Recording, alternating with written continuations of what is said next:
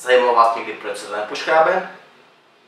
Tak vítejte u dalšího TSGčka. Celé je to založené na tvrdosti. Tvrdost se určuje podle Mohsovy stupnice tvrdosti. Má 10 stupňů a každý stupeň je zastoupen jedním materiálem. Nejměkčí je mastek a nejtvrdší je diamant. Mimochodem existuje také tvrdší sloučenina než je diamant, říká se jí ADNR, nebo je také hyperdiamant.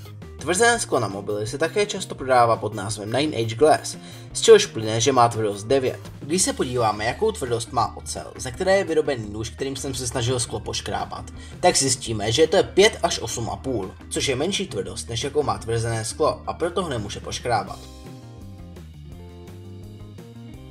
No a proč mi ten tom skle udělala pavouk? Musíte totiž rozlišovat, že tvrdost a pevnost není to samé. Tvrdost je totiž schopnost odolávat mechanickému působení a pevnost je schopnost odolávat tlaku.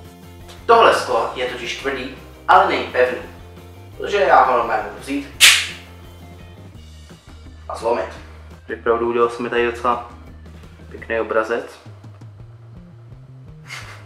No a doufám, že se vám tohle video líbilo. Pokud ne, víte, co máte udělat. Pokud jo, dejte like, odběr a pokud máte nějaké otázky, napište do komentářů. Uvidíme se příště. Čus!